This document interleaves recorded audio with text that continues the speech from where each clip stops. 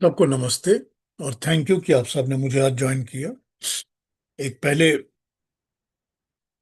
एक मंत्र पे थोड़ी सी चर्चा कर लेता हूँ, फिर आगे बढ़ता हूँ।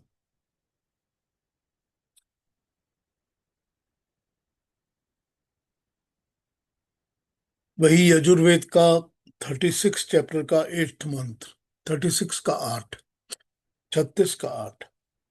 बहुत छोटा सा मंत्र है।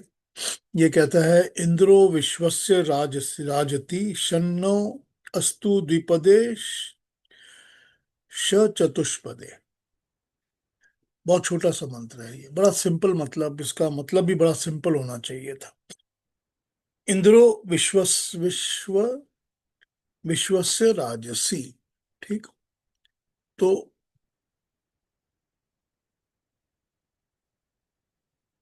वो इंद्र, यानी कि वो परमाणुओं के अंदर जो परमात्मा की शक्ति होती है, जो एक्टिवेटेड हो जाती है। ठीक। या जिसकी स्पेशलिटी होती है, जिस शक्ति की कोई एक स्पेशलिटी होती है, उसको हम इंद्र कहते हैं। अब जैसे आपको कहते हैं ना कि सेब खाइए, उसके अंदर आयरन है, तो उसमें जो आयरन की, सेब की जो आयरन वाली शक्ति है, वो सेब के अंदर परमाणुओं में इंद्र की शक्ति है।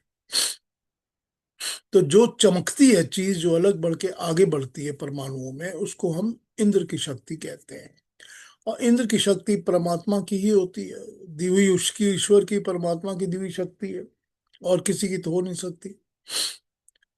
तो हम ये कहते हैं कि जो जितना भी ये विश्व है, विश्व, जितनी भी क्रिएशन है, यूनिवर्स है या गैलेक्सीज हैं या जो भी जगह हैं, जो भी बनती हैं, विश्व, सारा का सारा क्रिएशन, ये सारी की सारी विश्व के अंदर राजसी कंट्रोल्ड, राज करता है।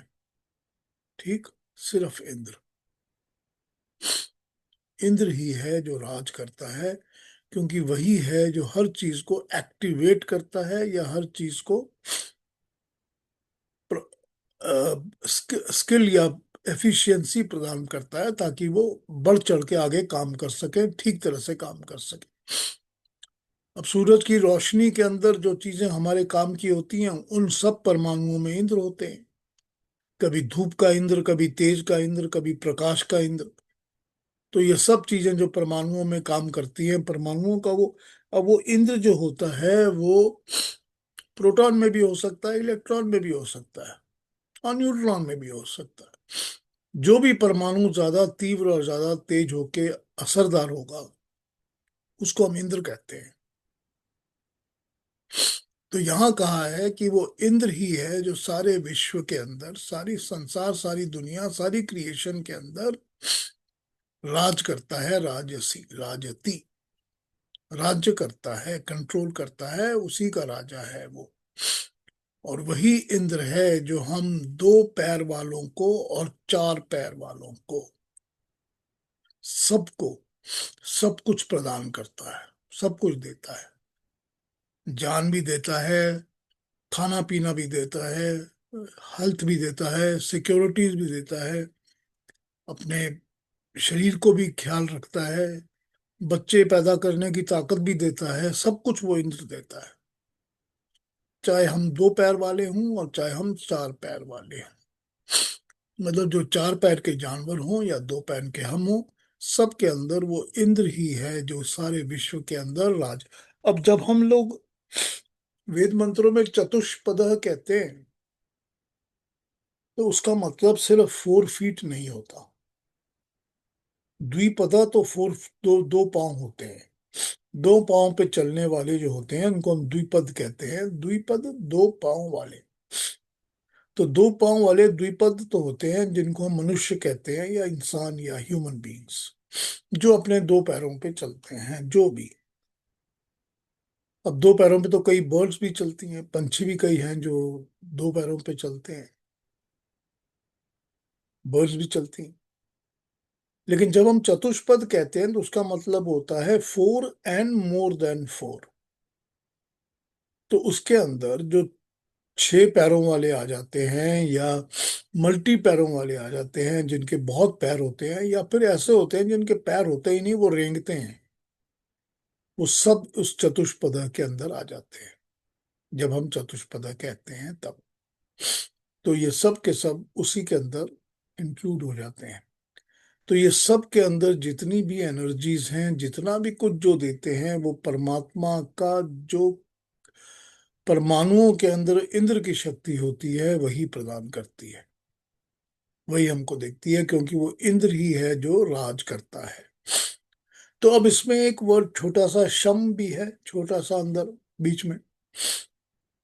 तो जब हम शम कहते हैं तो उसका मतलब है कल्याणकारी।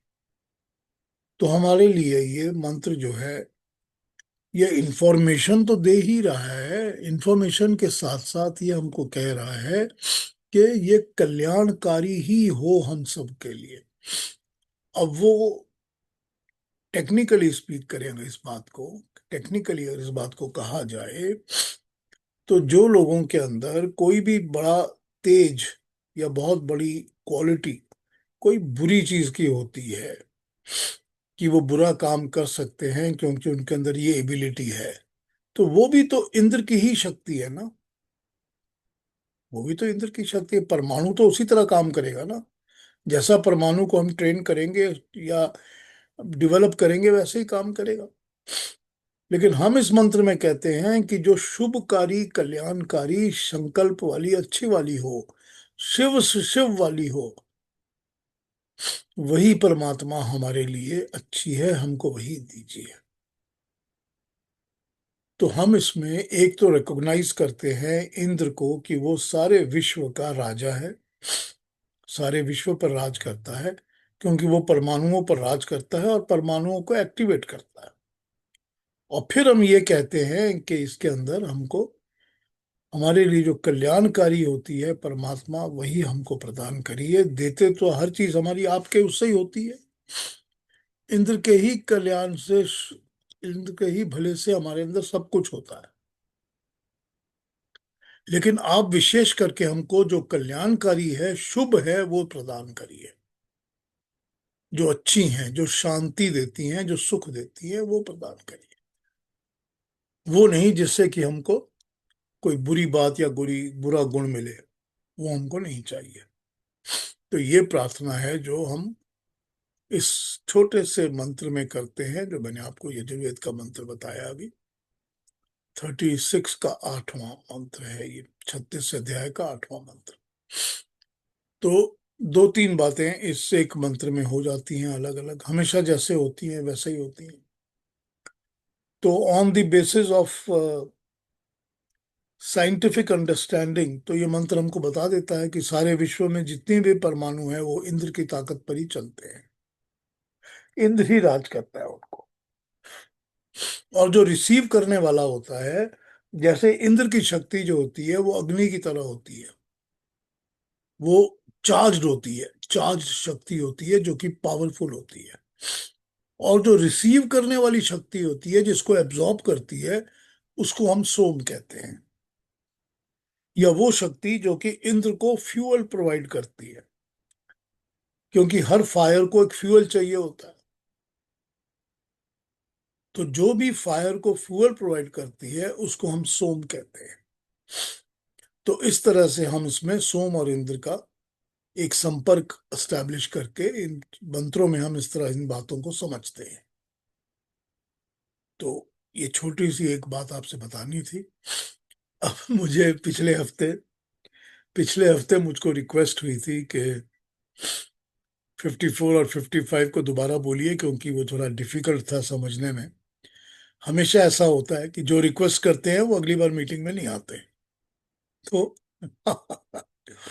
तो जिन्होंने रिक्वेस्ट किया वो आज एब्सेंट है। तो हमेशा ऐसा ही होता है।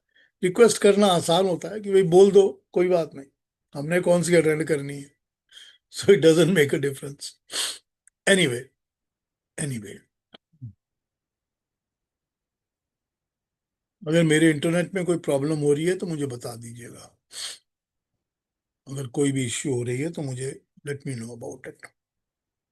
अभी आइए अब आगे बढ़ते हैं, तो 54 और 55 को एक बार दोबारा समझ लेते हैं, क्योंकि हमको, मैंने कहा था, कमिट किया था, तो मैं उस पर बात कर लेता हूँ और समझा लेता हूँ। हाँ ज्योति जी, आप क्या पूछना चाहती हैं, आप पहले पूछ लीजिए। Sorry, I might not, like I said, maybe till the end, तो इसके लिए I just wanted to put a thought because I had read something. And before that, namaste to everybody and good evening and good morning to everyone. आपने जो आज बात की ना, the same thing I was reading about something else about Rigved, you know, that the first mantra or shlok, whatever you call it, is about Agni, and it they depict Agni with seven tongues, and each seven tongues has got different connotation, different meanings, and means something different. Like I remember you telling us about Saraswati also, on the tongue, Jibha. So I just thought I will be very happy if you could talk about it anytime across, because that's something which I was very intrigued to know about. So that's something which I wanted to tell you. So I raised my hand. जो ऋग्वेद का पहला मंत्र है Jyoti ji, first mantra of Rigveda, it says, अग्नि मीळे पुरोहितम यजस्य देवम ऋत्विजम होतारम रत्नधातमम। Hmm. This is the first mantra of Rigveda.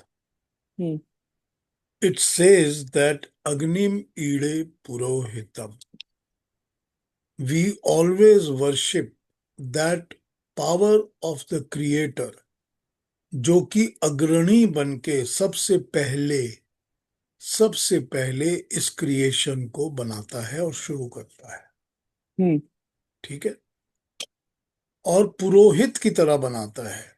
Just like कोई पुरोहित जो होता है, वो आपको, आपके कर्म कांड, जो आपने कर्म करना है, जो आपने प्रेयर्स करनी है, पूजा पाठ करनी है, उसमें वो आपको लीड करता है, आगे लेके चलता है। He is the leader, he is the one who takes you forward. उसी तरह से ये परमात्मा जो है, उसकी जो अग्रणी शक्ति है, वो हमको फॉरवर्ड आगे लेके चलती है। किसको? सिर्फ हमको नहीं, मनुष्यों को या इनको नहीं, सब कुछ को, क्योंकि क्रिएशन वही बना रहा है।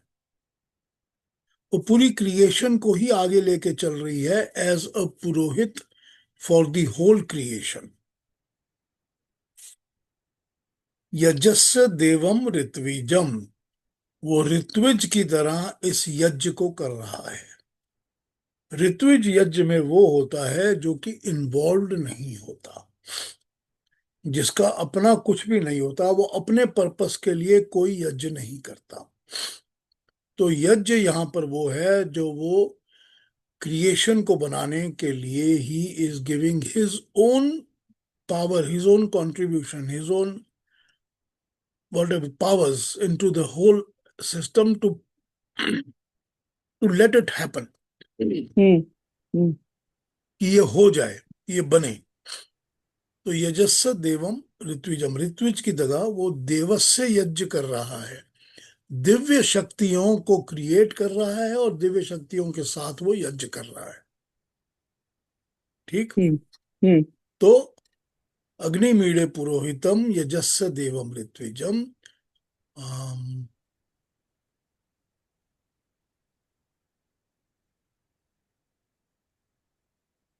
एक और सा बीच का कौन सा मैं मिस कर रहा हूँ? हाँ, होतारम रत्न धातमम। And there is a fourth line also. I don't know. It's missing my mind. I Hmm. just spoke about it. Hmm. Hmm. होतारम रत्न धातमम मतलब होता है जैसे होता होता है, होता बनते हैं Hmm. जिसको, जो कि हवन में सब कुछ डालता है, Hmm. यज्ञ में वो सब कुछ डालता है। ठीक। वो Hmm. हवन में या यज्ञ में अपनी तरफ से घी डालता है, समीधा डालता है, सामग्री डालता है, ताकि एक एटमॉस्फेयर क्रिएट हो, या एक एनर्जी क्रिएट हो, या एक शक्ति क्रिएट हो जिससे वो यूज कर सके। Hmm. ठीक। तो वो Hmm. होता होता है जो सब कुछ डालता है। तो परमात्मा उसी तरह इस क्रिएशन के यज्ञ में सब कुछ डालता है और रत्नों को धारण करता है। Hmm. ठीक है। तो Hmm. होतारम रत्न धातमम, वो रत्नों को धारण करता है। अब रत्न जो होते हैं वो, उसका ये मतलब नहीं होता कि सिर्फ जेम्स या पर्ल्स लिया जाए। हम्म रत्न में आपका ज्ञान भी आता है, शिक्षा भी आती है, और हम्म ऑल पॉसिबिलिटीज आती हैं जो भी हमको इस दुनिया में मिलती हैं, whatever we can get. Okay. तो वो हर चीज रत्न में आ जाती है। कि अब अ, जिसको नॉलेज मिलता है उसको बोलते हैं ज्ञान का रत्न मिल गया। राइट। जिसको बहुत अच्छी आवाज मिलती है उसको बोलते हैं संगीत रत्न हो गया ये। तो हम्म रत्न जो होते हैं वो कोई भी गुण जो स्पेशलाइज्ड मिल जाते हैं किसी को भी, वो सब रत्न होते हैं। हम्म तो यहाँ पर वो होता बन के रत्नों को धारण कर रहा है हम लोगों के लिए।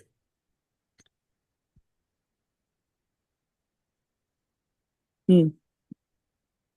क्या था उसका फोर्थ लाइन, क्या थी? आ, अग्निमीळे पुरोहितम यज्ञस्य देवम ऋत्विजम। Yeah, you said the fourth line. Yes, you या did I say said, it. I just now missed my line, missed my head.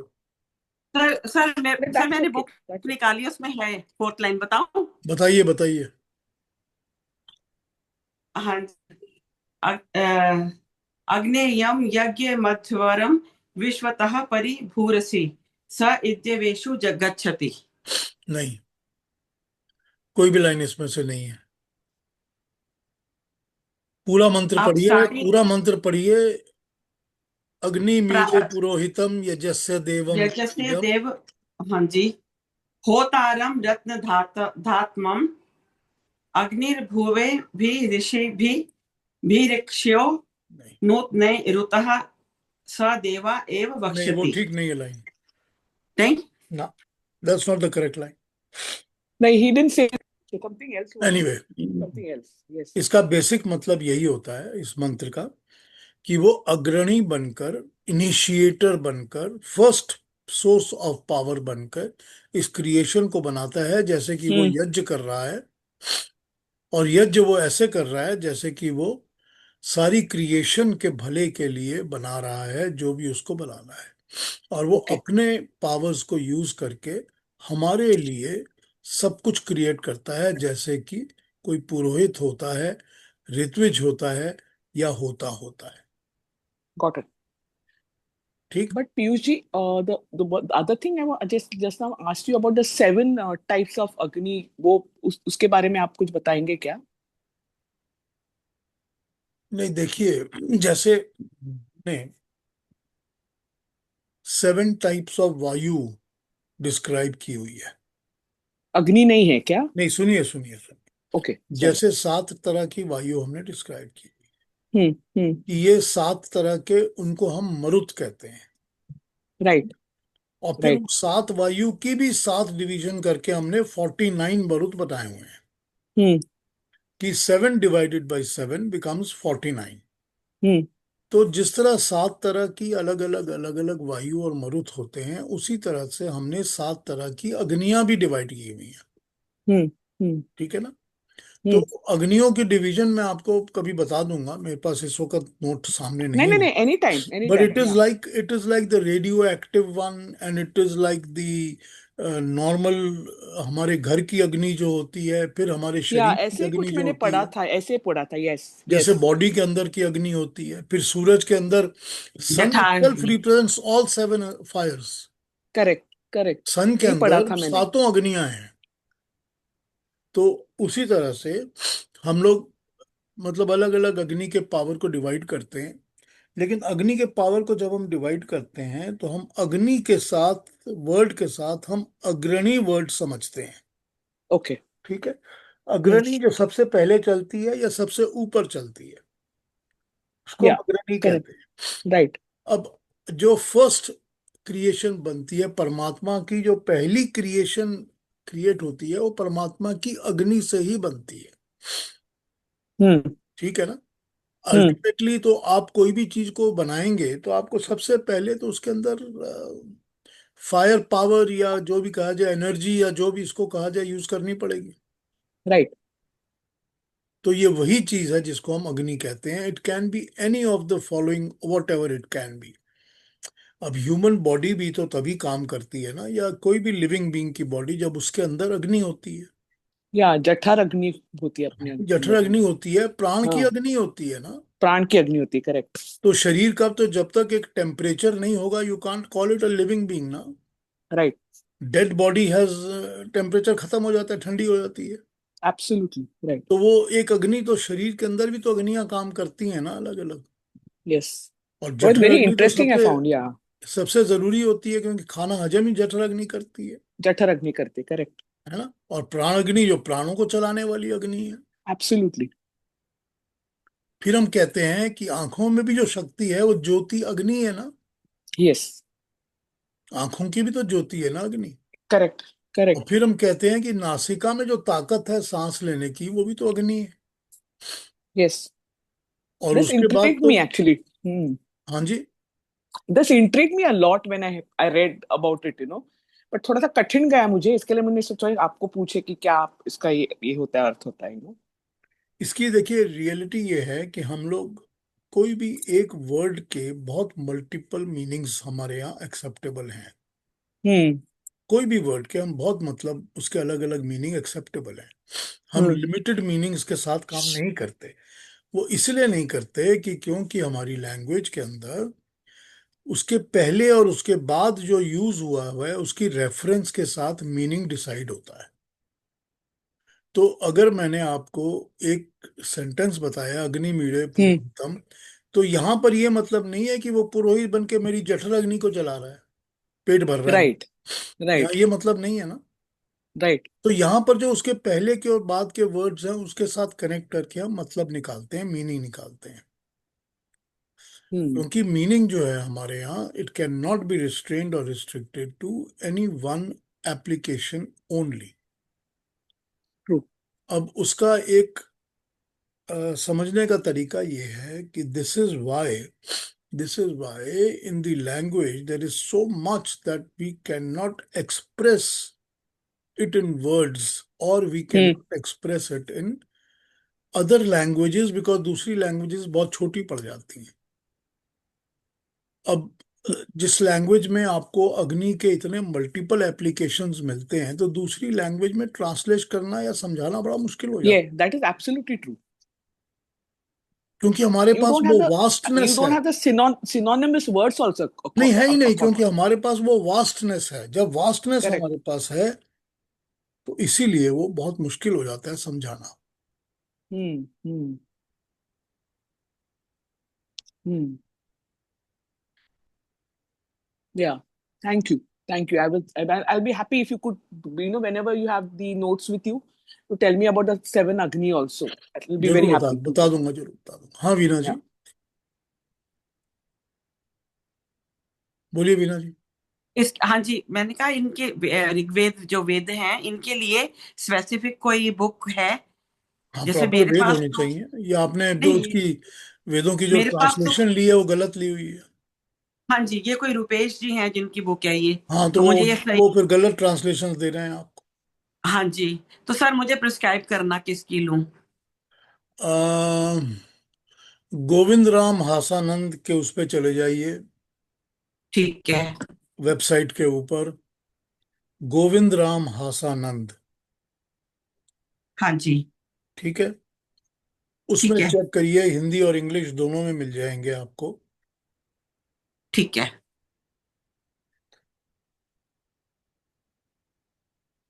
Actual में बेटा गया था उधर लखनऊ, तो वहां से ले आया, बनारस यूनिवर्सिटी से। तो वो ये आगे आगे का प्रॉपर, मिल ये गया। हाँ प्योर जी। प्रॉपर नहीं है ना। तो आप अगर हाँ जी। उनकी वेबसाइट पे जाएंगे तो आपको हिंदी भी और इंग्लिश भी मिल जाएंगे। और इंग्लिश ठीक है में सर। तो मेरे पास तो तुलसी राम जी के हैं पूरे, वो बहुत अच्छी है, बहुत ही अच्छी है तुलसी राम जी वाली इंग्लिश में। और हिंदी में भी मेरे पास ठीक है। एक तो बुद्ध देव जी की है और एक जयदेव जी की है। तो आप उसमें से कोई भी ले सकते हैं, जो भी आपको दिख जाए अच्छे वाले वो मिल जाएंगे आपको। ठीक ठीक है सर। क्योंकि आप नेक्स्ट वेद पढ़ाएंगे ना, इसलिए पहले सामान इकट्ठा कर लें।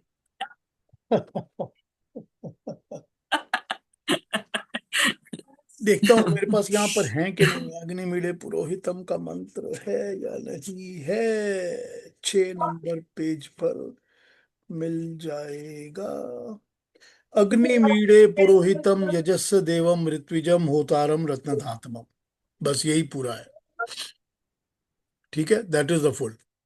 तो वही मैंने आपको समझा दिया ऑलरेडी। Yes. अग्निमीड सृष्टि की उत्पत्ति से पूर्व ही विद्यमान यजस्य देवम, पुरोहितम जो पहले से ही विद्यमान है, जो क्रिएशन बनने से पहले, जो पहले से Hmm. ही है, Hmm. विद्यमान है।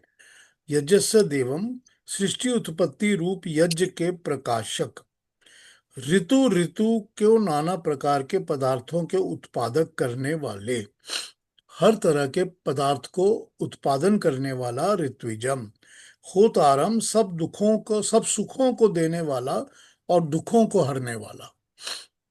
Hmm. होतारम जो हमको सब सुख देता है और दुखों को हर लेता है। रत्न धातमम, सूर्य चंद्र हीरे मोती स्वर्ण रजत, हमारे शरीर के अंदर उपयोगी दवाइयां औषधियां सब तरह के पदार्थों को देने और धारण करने वाला, ज्ञान स्वरूप प्रकाश स्वरूप अग्रणी परमेश्वर, मैं तुझको स्तुति करता हूं, तेरी प्रार्थना करता हूं। ठीक है। Hmm. Hmm. Hmm. Thank you so much. Thank you. Thank you. ठीक है, चलिए मिल गया Yes. सामने से Yes. देखेंगे। Very, very nice. Very nice. Thank you so much. You know, the other thing I would request you is you had once upon a time, long back, you had said that there is a lot of things that you can talk about Mirza Ghalib and the this, ये भी आप कहीं कभी session ले लेना, maybe once in a month or something like that. I'm just leaving it to you. I'll be very happy to listen to नहीं that तो also अब because अब मैं क्या करूं, आप बताइए। ये कि अब बीच में अपनी गीता के कलेक्शन के बीच नहीं में नहीं मिर्जा गीता गालिब आप शुरू नहीं नहीं कर आई दूं एम तो नॉट बड़ा टेलिंग यू टू डू मुश्किल इट हो एवरी जाएगा। Week at all Piyush ji you problem ये है कि आपने क्या किया, मेरे मन में जगा दिया ये कि आपको पता है ये कुछ ये करना, तो then I become a complete I mean, I shouldn't say the word, but I become a कीड़ा totally. I want to know then how कैसे हो सकता है ये. That keeps hitting me on my mind because this is something which intrigues me totally from bachpan. Ancient history, Upanishads, Ved, this that, and I was always given, उसको ये मेरे बाबा ने मेरे my father always give me that कि जाके करो पढ़ो करो ये करो. So when you said that, I said, "Arey wow, I must ask Piyush ji to do that also, someday." जरूर, ठीक है, चलिए। आप Yeah, सुनने के लिए thank तैयार you. होंगी तो मैं समझाऊंगा जरूर। Of course. I mean, I'm not saying anytime. Once in a month, when you feel, you can put up a message that you're going to do it. ठीक है, okay. Essay. It's not a regular thing that I'm telling you to do, but it will be very intriguing to know that something like that also is there. ठीक है। हाँ वीना जी। इसके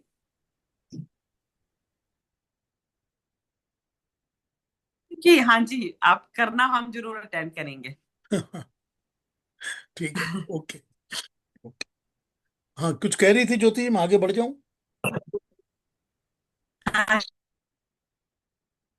अब हमने हमने सोचा था कि हम 54 और 55 को दोबारा करेंगे, पर कोई बात नहीं है। 54 55 के ऊपर, उनके पॉइंट्स के ऊपर मैं एक बार फिर इलेबोरेट करने के बाद आज और कल और भी समझा दूंगा आप लोगों को, जो भी समझाना होगा। Tomorrow also I pick it up, there is no problems.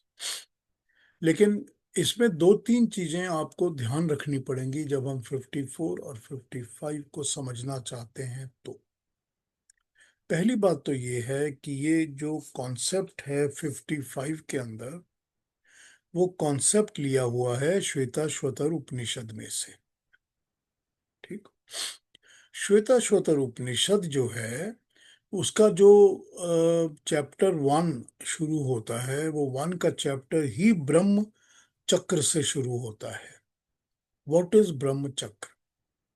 And उसके 6 और 7 के अंदर आते आते, 5 6 7 के अंदर आते आते इस बात को समझाया जाता है। श्लोक number 5 6 7 of Shvetashvatara Upanishad, first अध्याय, पहला चैप्टर, वो यही समझाता है कि ब्रह्म के चक्र के अंदर ये एक, तीन ब्रह्म जो हैं ये मिलकर एक चक्र चलाते हैं। ठीक। वो ये समझाता है कि ब्रह्म जो हैं वो तीन होते हैं और तीनों की पार्टिसिपेशन होती है तभी एक ब्रह्म चक्र चलता है। अब उसको आप चक्र की तरह समझ लीजिए जो घूमता रहता है, एक व्हील की तरह, चक्के की तरह बहुत बड़ा चक्र है जो घूम रहा है। अब उस ब्रह्म चक्र के अंदर तीन इंग्रेडिएंट्स हो जाते हैं, तीनों ब्रह्म। तो तीनों ब्रह्म क्या हो जाते हैं? एक परमात्मा है, एक जीवात्मा है और एक मूल प्रकृति है। अब यहां पर उन्होंने श्वेताश्वतर उपनिषद ने तीनों को ब्रह्म के नाम से एक्नॉलेज किया है। अब तीनों को ब्रह्म कहा है क्योंकि अगर तीनों में से कोई मिसिंग हो तो ब्रह्म चक्र नहीं बन सकता। अब सपोज करिए कि परमात्मा तो एक ब्रह्म चक्र क्रिएट कर रहा है और मूल प्रकृति उसके कमांड के अंदर है, तो उसने सृष्टि को क्रिएट कर लिया। मगर वो क्रिएट किसके लिए कर रहा है? जब तक कि जीवात्मा नहीं होगी, कोई जन्म लेने वाला नहीं होगा, तब तक उस ब्रह्म चक्र का फायदा क्या है? तो फिर दूसरी बात, अकेले जीवात्मा और प्रकृति मिलकर तो ब्रह्म चक्र क्रिएट नहीं कर सकते। जब तक कि परमात्मा की शक्ति और परमात्मा का वही अग्नि मीळे पुरोहितम नहीं होगा, तब तक तो क्रिएशन नहीं बनेगी। और फिर क्रिएशन बनाने के लिए फिर एक मूल प्रकृति की आवश्यकता तो है ना। सिर्फ जीवात्मा और परमात्मा तो क्रिएशन नहीं बना सकते ना। एक धरती चाहिए, सूरज चाहिए, चांद चाहिए, पेड़ पौधे चाहिए, खाना पीना सब चाहिए, शरीर चाहिए, बॉडी चाहिए। तो ये जो तीनों शक्तियां हैं, ये तीनों मिलकर एक ब्रह्म चक्र को क्रिएट करती हैं। और ब्रह्म चक्र के अंदर वही जीव आत्माएं आके फंस जाती हैं, अटक जाती हैं, जिनके सुख दुख का कर्म और कर्म फल का हिसाब बाकी होता है। जिन जीवात्माओं का कोई भी सुख दुख का कर्म और कर्म फल का हिसाब नहीं होता, वो ब्रह्म चक्र के अंदर नहीं फंसती। अब यहाँ पर एक बहुत बड़ा कॉन्सेप्ट ये है जो हमको सांख्य दर्शन सिखाता है। वो ये बताता है हमको कि ये जो कर्म कर्म फल सुख दुख का हिसाब है ना, सारा हिसाब, अकाउंट, लेनी देनी, ये सारा हिसाब प्रकृति के साथ ही तो है ना। हमने देना तो प्रकृति को है, लेना प्रकृति से ही है, और लिया भी हुआ है तो वापस करना है। जो हमने शरीर लिया है वो तो हमने प्रकृति से लिया है, हमको तो वापस करना ही पड़ता है ना शरीर प्रकृति को।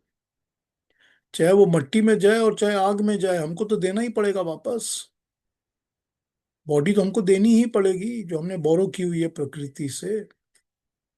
तो हमारा जो भी लेना देना है, जो भी हमारे अंदर बाकी है हिसाब किताब, सारा हिसाब किताब हमारा प्रकृति के साथ ही बाकी रहता है। इसीलिए हम प्रकृति की जकड़ में उस ब्रह्म चक्र में घूमते रहते हैं। अब जैसे अरविंदो घोष पहले बता चुके हैं कि जो जितना ज्यादा खींचता है, कि जिसको जो मिलना चाहिए वो उससे ज्यादा खींचता रहता है, कोशिश करता है कि मैं और भी जरा ले लूं, इससे भी ज्यादा खींच लूं, उससे भी ज्यादा खींच लूं। जो जितना ज्यादा खींचता है वो उतना ही ज्यादा फंसता है, क्योंकि उसको पे बैक भी उतना ही ज्यादा करना पड़ता है। ठीक है ना। आपके नाम पर आपके बैंक अकाउंट में 10 रुपए पड़े हैं, लेकिन आपने क्या किया? आपने 150 खींच लिए बार, तो बाकी तो आपको पे करने पड़ेंगे ना। आज नहीं तो कल करने तो पड़ेंगे पे बैक।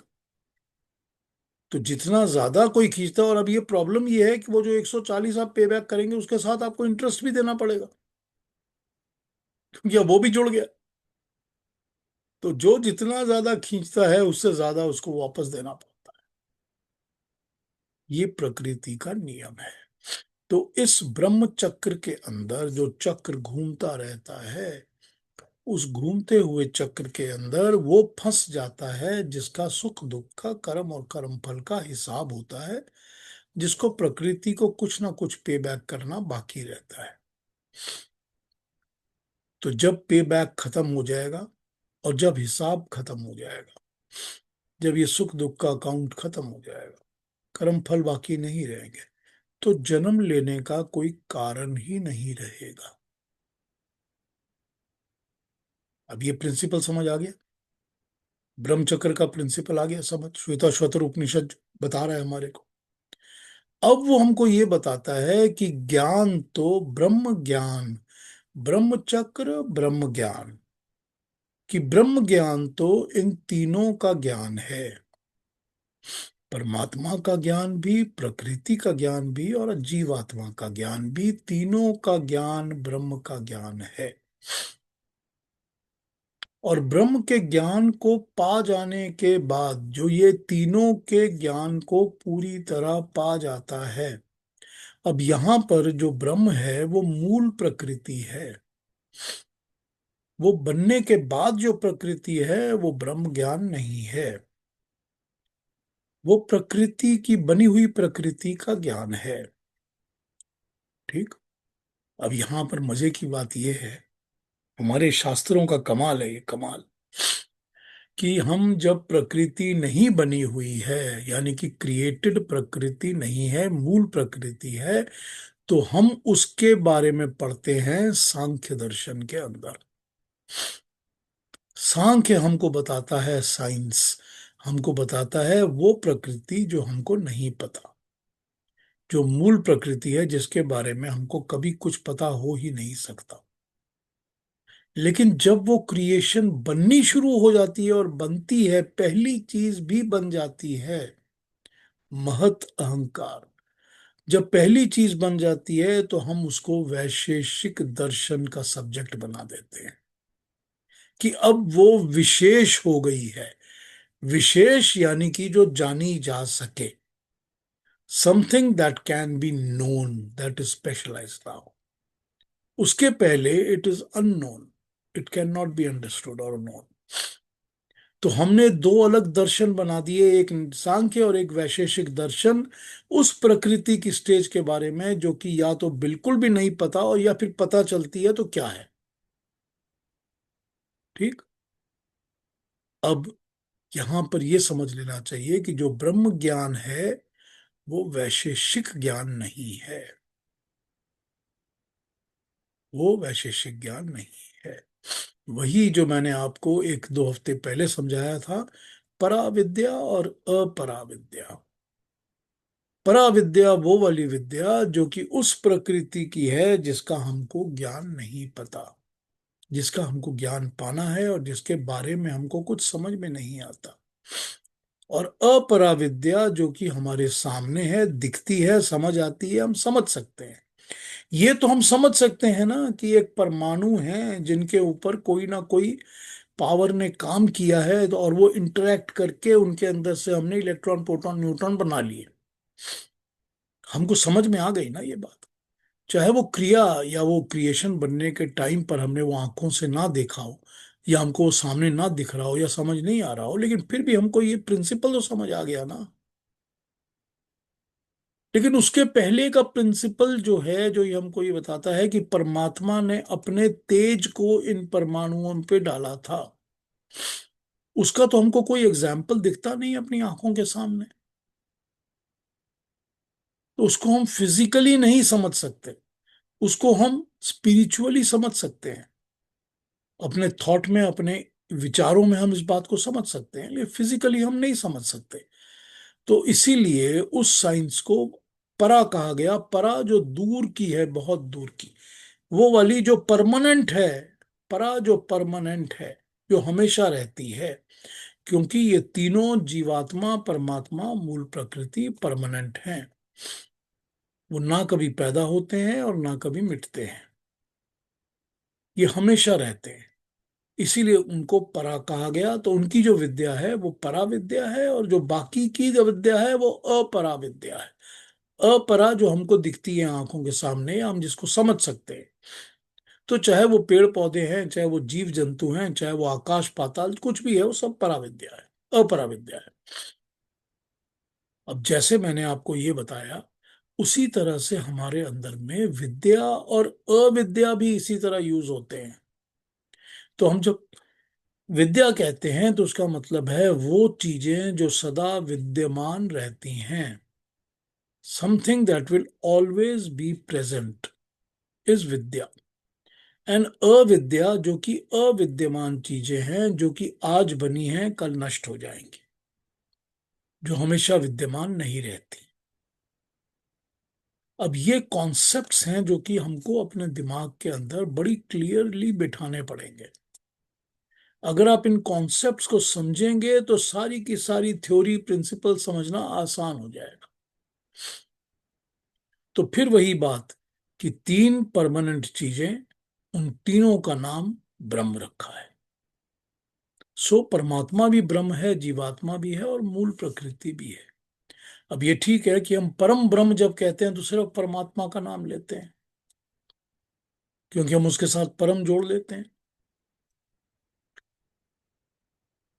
उसी तरह से उसी तरह से ये ब्रह्म चक्र को समझने के लिए अब भगवान कृष्ण कह रहे हैं कि अगर तू ज्ञान प्राप्त कर रहा है तो तुझे ये तीनों ब्रह्म का ज्ञान प्राप्त करना है।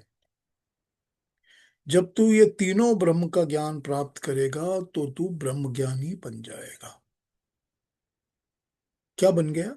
ब्रह्म ज्ञानी बन गया, क्योंकि ब्रह्म का ज्ञान हो गया उसको। लेकिन ब्रह्म ज्ञानी बनने के बाद भी जब तू भक्ति केवल उस एक की करेगा तभी तुझको परमात्मा प्राप्त होगा।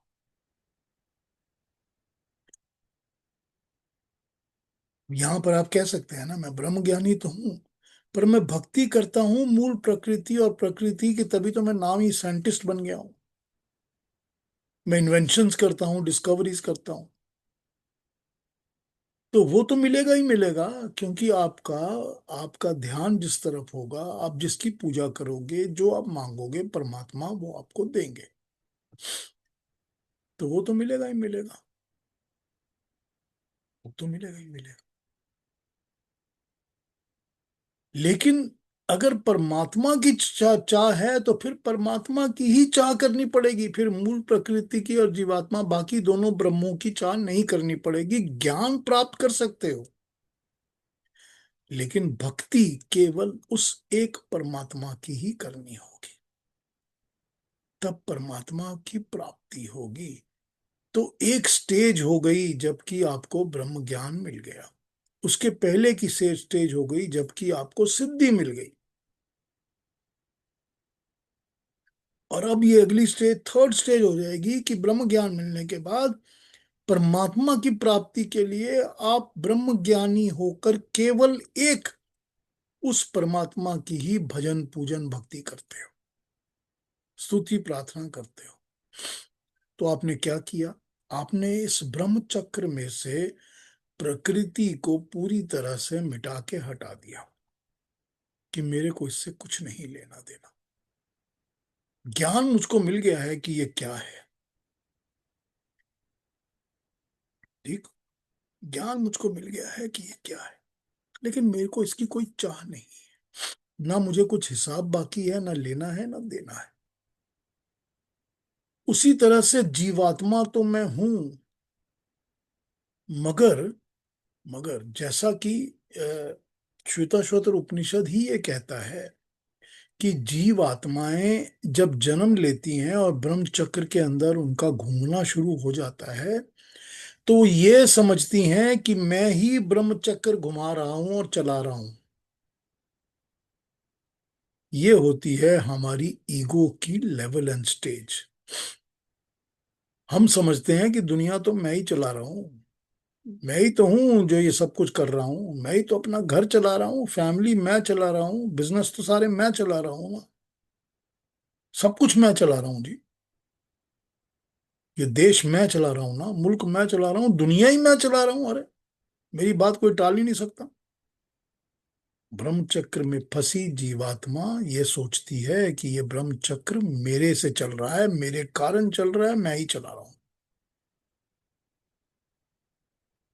तो जब तक ऐसी सोच रहेगी, वो प्रकृति की क्रिएटेड अहंकार नाम की वस्तु के साथ चिपका रहेगा। और उस अहंकार के पे बैक के लिए उसको बार बार ब्रह्म चक्र में फंसना पड़ेगा, जन्म लेना पड़ेगा, फिर आना पड़ेगा, फिर आना पड़ेगा। तो जब जीवात्मा को समझ में आ जाएगा कि मैं एक छोटी सी ऐसी चीज हूं जिसकी कोई इंपॉर्टेंस है ही नहीं, जो कर्म करने के लिए शरीर धारण करती है, कर्म फल भुगतने के लिए शरीर धारण करती है, सुख दुख के लिए शरीर धारण करती है, प्रकृति को पे बैक के लिए शरीर धारण करती है, मुझे इन सब चीजों से मुझ छुटकारा चाहिए, मुझे ये चीजें कुछ नहीं चाहिए जिंदगी। जब ये समझ में आ जाएगा कि मेरी भक्ति केवल परमात्मा के लिए होनी चाहिए, तो वो ब्रह्म ज्ञानी मनुष्य जिसको ज्ञान हो गया है तीनों ब्रह्म का, अब वो परमात्मा का भक्त बनेगा। अब वो परमात्मा से का साक्षात्कार करने के काबिल बनेगा, लायक बनेगा, योग्य बनेगा। ठीक है ना? डीप फिर से मैंने आपको बताया था, मैं दोबारा समझाऊंगा आपको। अब यहां पर एक चीज मैं आपको और बताता हूं आज, before I open to question and answers. परमात्मा को समझना है ना, परमात्मा के गुण और परमात्मा का स्वरूप। ठीक, एक बार इन वर्ड्स शब्दों से समझिए।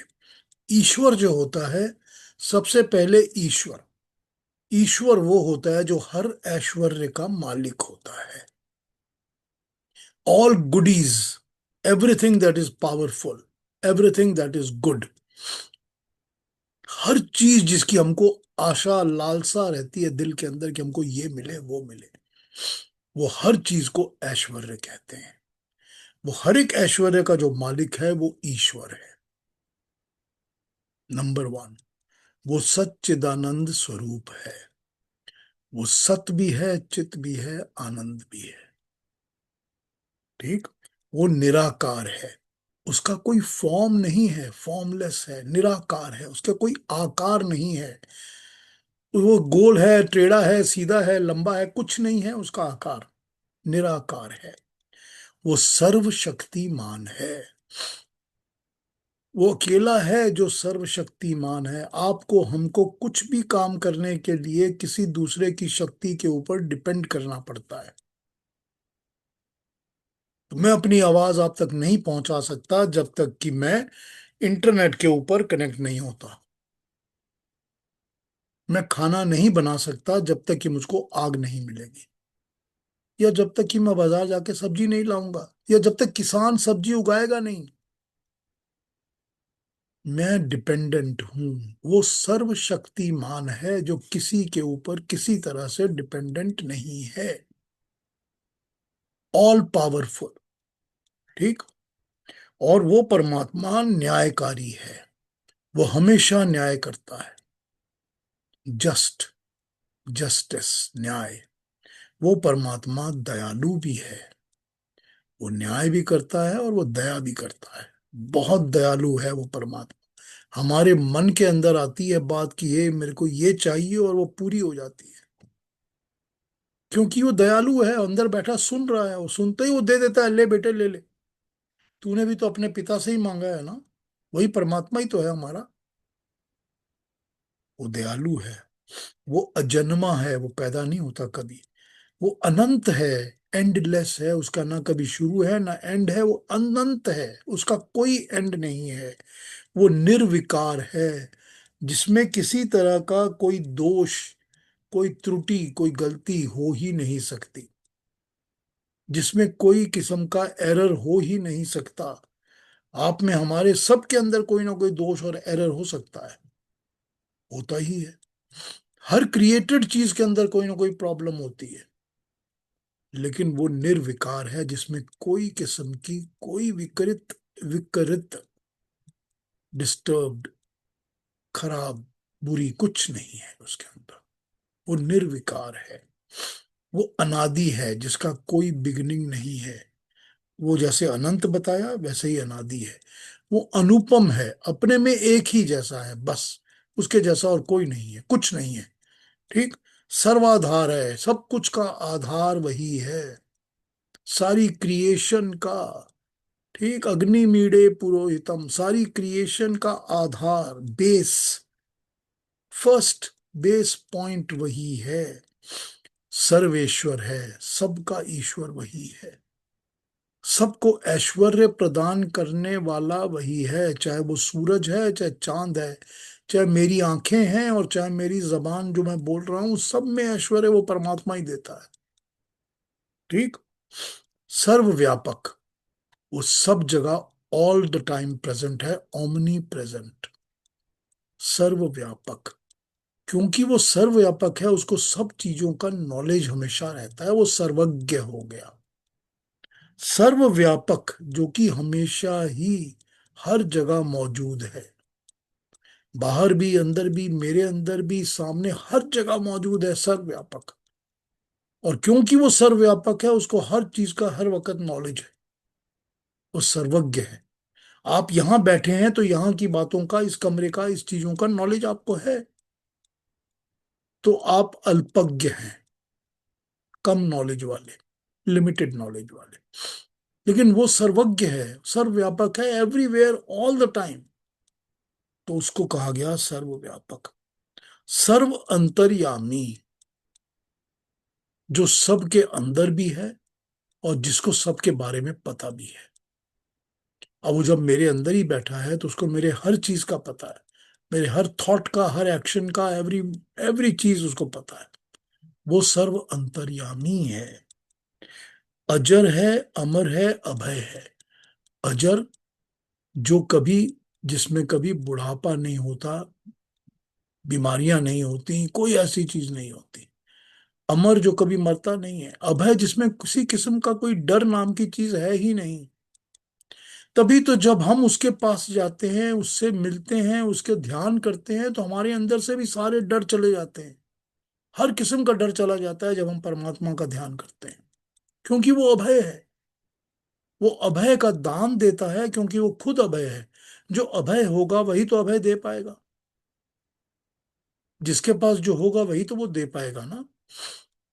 वो सर्व सब ऐश्वर्यों का मालिक है, तभी तो हमको ऐश्वर्य दे सकता है।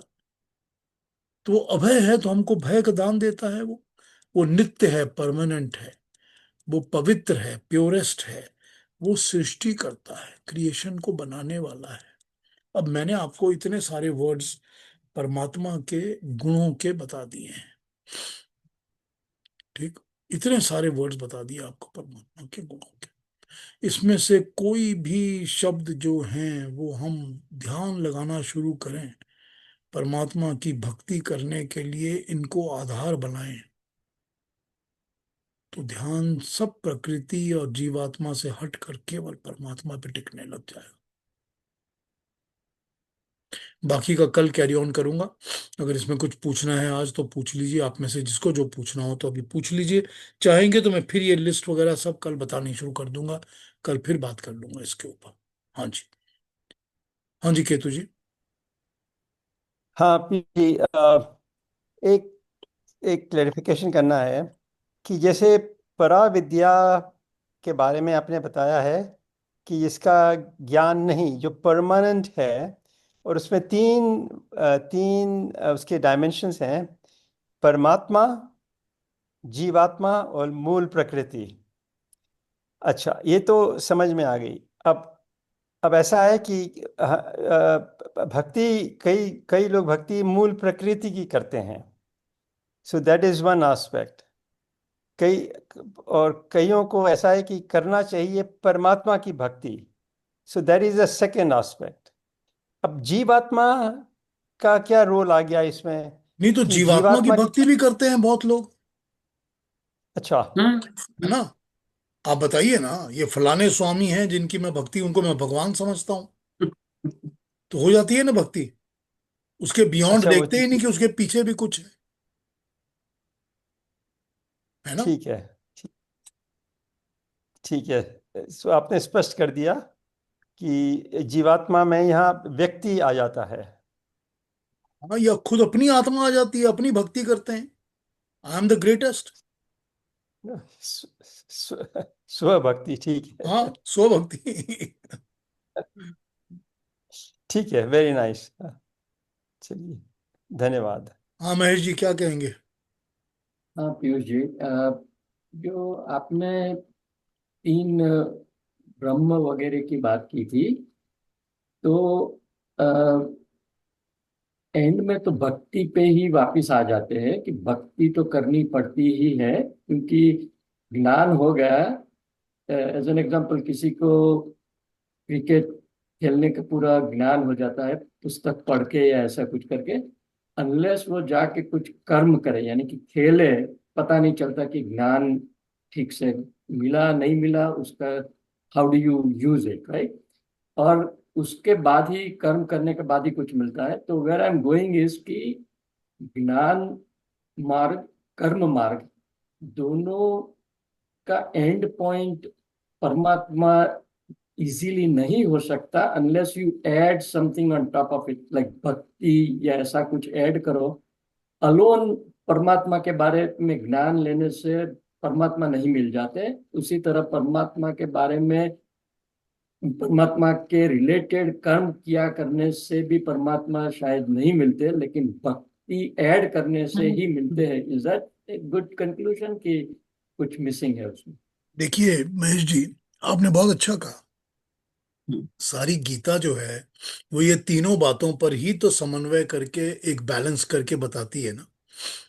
गीता हमको बताती है कि कर्म, ज्ञान और भक्ति तीनों बहुत जरूरी हैं। लेकिन वो ये बताती है कि बिना ज्ञान के तो तुम कर्म कर नहीं सकते। तो तुमको किस क्या कर्म कर रहे हो उसका ज्ञान पाना बहुत जरूरी है। और ज्ञान पाओगे तभी तुम भक्ति उसकी करोगे जिसकी तुमको समझ में आ जाएगा कि अब मुझे किसकी भक्ति करनी है। यही तो वो समझा रहे हैं ना, अपने इस श्लोक में भी यही समझा रहे हैं। तो वो तो इसका एक क्या कहते हैं उसको, इक्विलिब्रियम ड्रॉ करते हैं, समन्वय के। कर्म, ज्ञान और भक्ति तीनों की आवश्यकता बहुत जरूरी है। ठीक है। बहुत बढ़िया पीयूष जी। तो एक और काइंड ऑफ ड्रॉ भी करना था कि उसी तरह से, जिस तरह से ज्ञान मार्ग या कर्म मार्ग अलोन से परमात्मा की प्राप्ति नहीं हो सकती, उसी तरह there are some groups that talk about bhakti marg alone, की भाई भक्ति मार्ग अलोन से हो जाएगा, ज्ञान या कर्म का उतना महत्व नहीं है। But like you are describing, looks like कि तीनों की आवश्यकता है, क्योंकि gyan marg is the foundation of doing the karma, और कर्म ठीक करने के बाद भक्ति लेने से then only you get, and once you have the good balance of all three, then only you get परमात्मा। is that a, so तीनों की जरूरत रहती है डिफरेंट डिफरेंट proportions में, but not one of them is going to get you to the end goal। बिल्कुल ठीक बात। करेक्ट। और थैंक क्या यू। कहेंगे बीना जी? सर इसमें प्रभु का हमारे लिए एक रूप होना भी जरूरी है कि जिसको हम देखकर उसके प्रति हमारी भक्ति और अधिक गहरी हो। ये भी जरूरी है। जैसे कोई जरूरी राम को पूछता नहीं, है। जरूरी नहीं है। जरूरी नहीं है। लेकिन इसमें नहीं है। जरूरी बात यह है कि अगर आपको, अब जैसे मैं इसको एग्जांपल यूज करता हूँ, कई लोग अपना ध्यान लगाने के लिए मोमबत्ती यूज करते हैं। हम्म। ठीक, कई लोग ये ध्यान लगाने के लिए कहते हैं कि नाक की टिप के ऊपर अपना ध्यान लगा लीजिए। तो कुछ तो है जिसके ऊपर आप ध्यान लगाएंगे। तो भक्ति के हाँ। लिए भी इसी तरह कोई ना कोई एक रूप आपने पिक कर लिया जिसके ऊपर आप ध्यान लगाना चाहते हो। लेकिन आपको ये समझना चाहिए that you have to go beyond that, क्योंकि निर्गुण। इवेंचुअली तो आपको परमात्मा को निराकार और निराकार देखना निर्गुण। ही पड़ेगा आपको। तो वो अगर सगुण आपको से हम देखिए, देखिए देखिए हम्म, देखिए, हम्म, अगर वाकई ही सच में आप किसी को भी परमात्मा प्राप्ति की लालसा है, तो परमात्मा प्राप्ति के लिए योग दर्शन एकदम परफेक्ट साइंस है, परफेक्ट गाइडेंस है, परफेक्ट साइंस है। और योग दर्शन भी जब आपको समझाता है कि ध्यान लगाइए, धारणा करिए, समाधि में बैठिए, तो समाधि के एंड में जाकर भी वो आपको दो तरह की समाधि बता देता है। एक वो समाधि जिसमें मैं हूं, जो समाधि में बैठा हूं, और वो परमात्मा है जिसका मुझको मुझको जिसका ध्यान हो रहा है। फिर वो बोलते हैं नेक्स्ट स्टेप ये होता है जिसमें मैं भी समाप्त हो जाता है, केवल परमात्मा रह जाता है। तो जब ये लेवल पर आप आएंगे तब तो आपको हर रूप को छोड़ना ही पड़ेगा ना। तब तो जो भी आपने सोचा था कि मुझे एक रूप चाहिए ध्यान लगाने के लिए, वो सब छूटना पड़ेगा आपका, तभी आपको परमात्मा मिलेंगे। तो वही सगुण से निर्गुण की ओर जाएंगे हम। जी वही बोल रहा हूँ, हाँ जी। वही बोल। वो तो भगवान कृष्ण कहते ही हैं, सारी की सारी क्रिएशन में ही मुझको समझ तू। जब तू मुझको ही सब में समझेगा तो ये सगुण पृथ्वी है, सगुण क्रिएशन है, उसमें तू मुझको ढूंढ निर्गुण को। यही तो कहते हैं ना।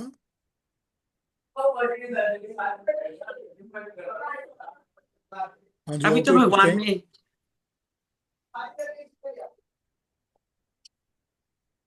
अभी तो हमको कुछ भी कहना होता है, हम उनके रूप के सामने बैठ के कहने लग जाते हैं। हाँ जी, anybody else, any other questions, anybody wants to ask something? ज्योति जी कुछ और है दिमाग में पूछने के लिए? सीता जी आप कुछ पूछेंगी? जी नहीं, सुन रही हूँ मैं, as usual. ठीक है। Absorption takes longer than, asking. So let me Yes, absorb before absorption I takes ask. long, very correct. जी. Thanks for asking. I mean, I'm trying to absorb whatever you have told about the Brahma Chakra, Paramatma, Jivatma, and Prakriti, and all that. I was just thinking that Jivatma, when we are talking about thinking about yourself only, suppose if you are thinking about nurturing all these three things, then is that right? What do you mean by nurturing? Nurturing in the sense I feel that मेरा जीवात्मा है तो मुझे उसको भी थोड़ा सा care करना चाहिए, give him, give that jivatma, the peace, the happiness that it needs, that sort तो ऑफ अ वही थिंग। वही तो ध्यान धारणा और समाधि है ना। पहले आपको अपनी करेक्ट ना? जीवात्मा हाँ, पर ही तो मेडिटेट करना पड़ेगा। हाँ, जब आपको दैट अपने दैट वाज आई आत्मा वाज के थिंकिंग। दर्शन, अपनी आत्मा के दर्शन होंगे, तब जाकर आपको परमात्मा के दर्शन हो सकते हैं। राइट, ओके, सो आई वही एम तो थिंकिंग उन्होंने राइट। सिद्धि में समझाया है ना, जब उन्होंने सिद्धि बताई है तो यही तो बताया। Hmm, hmm, correct, so I am going in the right direction, वही मैं सोच रही थी when I was listening to you. Yeah, जी। Thank you. और बात कोई, किसी ने कुछ कहना है उसके बाद? तो कल अगर आप चाहेंगे तो इसको मैं फिर से और भी एक्सप्लेन कर सकता हूँ in detail, a little more if you want to. और परमात्मा के गुणों पे बात करना चाहेंगे तो फिर उस पर भी बात कर सकता हूँ मैं। जैसा आप चाहेंगे वैसा इस पे कैरी ऑन करूंगा, नहीं तो फिर अगले श्लोक पे आ जाएंगे। ठीक है, तो कल मिलते हैं। सब अपना अपना ख्याल रखिए, ध्यान रखिए, सबको प्रणाम, सबको नमस्ते। एंजॉय कल, थैंक यू, लेकिन थैंक यू। कल लेकिन 9 o'clock फॉर टोरंटो टाइम। कल हमारा टाइम चेंज हो जाएगा, तो टोरंटो टाइम 9 बजे, उस हिसाब से सारे नॉर्थ अमेरिका में जो टाइम होगा वो आप देख लीजिए। इंडिया का टाइम चेंज नहीं होता। ठीक, हमारे यहाँ टाइम क्लॉक चेंज होती है, आगे पीछे होती रहती है, तो कल 9 बजे सुबह स्टार्ट होगा। ठीक, ओके, तो कल मिलते हैं।